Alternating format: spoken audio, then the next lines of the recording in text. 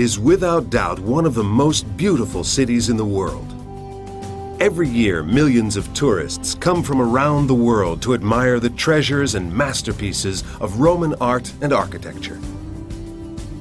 But a trip to the Eternal City can be eternally confusing for first-time visitors. This guide will make it easier to uncover Rome, offering lots of practical advice that will help you discover and enjoy the city in all its glory.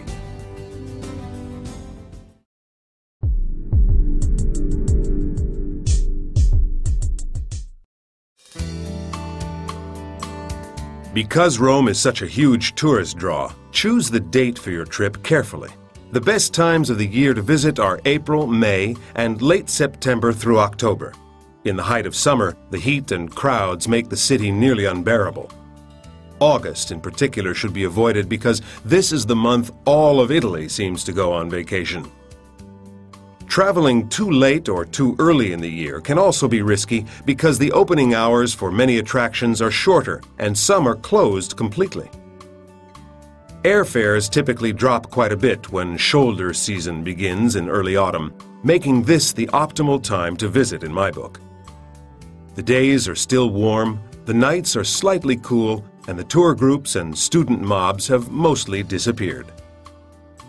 If you can plan to stay as long as a week, you won't run out of things to do, and you'll still feel like you're leaving too soon. But if your time is limited, allow at least 4 days to see all of Rome's major attractions. If you try to cram the entire city into a 2-day span and do nothing but run from place to place furiously snapping pictures, you'll only be cheating yourself. After all, Rome wasn't built in a day, and it can't be seen in one either.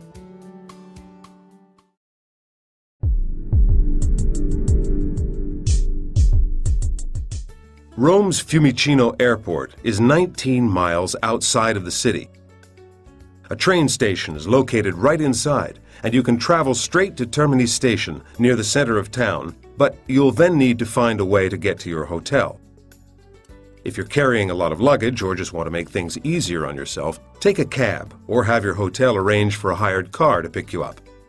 Either option will cost more, but the no-stress factor makes it worth the extra money. Renting your own car is always an option, but even if you're planning to tour other parts of Italy, I wouldn't advise driving in or near Rome unless you have nerves of steel and the skills and reflexes of a professional race driver. Roman drivers are somewhat exuberant, and Roman traffic is often chaotic.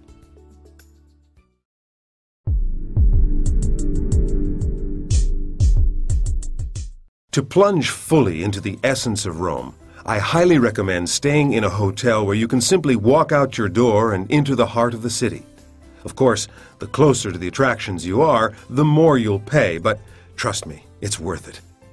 Before you make a reservation, look at a map of Rome and confine yourself to hotels that are east of the Tiber River and west of Termini Station. Also, be aware that distances on a map might not be as close as they appear. I once stayed at a hotel in the fashionable Via Veneto area, thinking that it would be fairly close to all the major attractions, but in reality, it took nearly half an hour to reach anything at all from there on foot, despite the fact that it looked oh so close on paper. The most vibrant area to stay in is the half-mile stretch between Piazza Navona and Piazza Barberini. Some rooms here are pricey, but you'll also find plenty of small, family-run hotels nearby. Guidebooks are fine for gathering ideas, but hit the internet to get the best deals. Or, if you prefer, book a hotel directly with italyguides.it, and you'll contribute to publishing future guides like this one.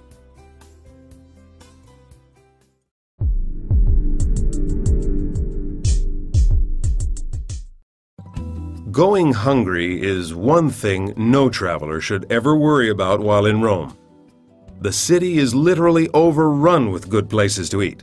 The busy area just south of the Spanish Steps is full of them, and the maze of intersecting side streets tucked between Via del Corso and Piazza Navona contains dozens as well.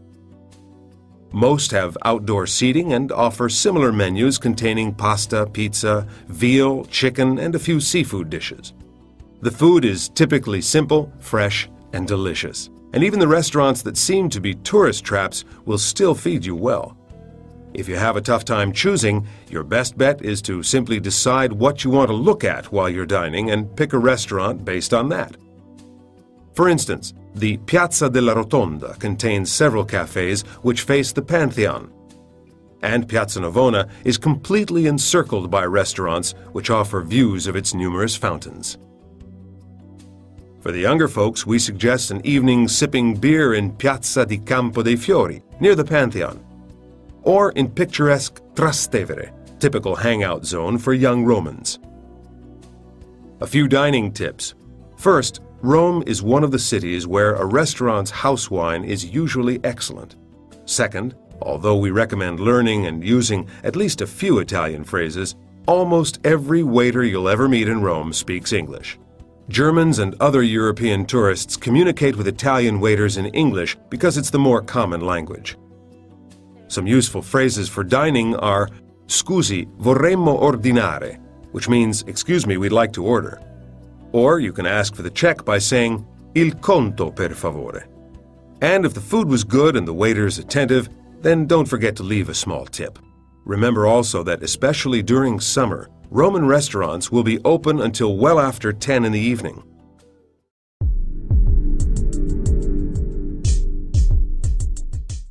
Take out that handy map of Rome again. Now, draw a diamond shape with the Spanish Steps at the top, Termini Station to the right, the Aventine Hill at the bottom, and Piazza Navona to the left. 75% of your sightseeing will probably take place within this area. And even though it doesn't seem that big on the map, you'll need at least 2 days to see everything within the diamond, and 3 would be better. Some activities, such as touring the ruins of ancient Rome, including the Colosseum, can easily occupy an entire day. Several notable sites lie outside the diamond shape, including the Vatican, another full-day destination, Castel Sant'Angelo, and the Villa Borghese. Rome's subway system can come in handy when you're traveling to these locations. Look for the big red M at the entrance to each station. And a one-way ticket costs less than $1. But there are also tourist tickets called BIT or CIS, good for unlimited rides.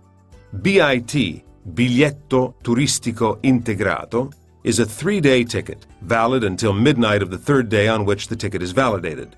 The CIS, Carta Integrata Settimanale, is a weekly one. Both the BIT and CIS tickets grant you unlimited rides on ATAC or Cotral buses, subways, and some local trains. There's also a ticket called Roma Pass, which offers you transport and 2 museums free of charge, as well as reductions for all other museums and major events in Rome for a 3-day pass. The Roma Pass is available in all museums and the tourist information points. Rome is a city that is best savored slowly, like a glass of robust red wine. Allow yourself the chance to see it properly by formulating a touring plan before you arrive. Choose one small section of the city to explore each day, leaving yourself ample time to lounge over a cup of cappuccino at an outdoor cafe, or a scoop of gelato at one of the dozens of ice cream shops you'll find. Another hint is to save the attractions closest to your hotel for last. You may be tempted to do just the opposite, but these will be the easiest sites to visit if time starts to run short. If the worst-case scenario happens and you're unable to see everything in one trip, just toss a coin into the Trevi Fountain before you leave.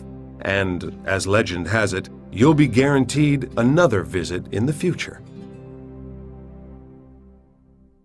If you like this podcast and there are particular subjects you'd like to see in the coming episodes, check out our website italyguides.it to participate in an online survey. Let us know your tastes and opinions. Future podcasts will be tailored to your requests.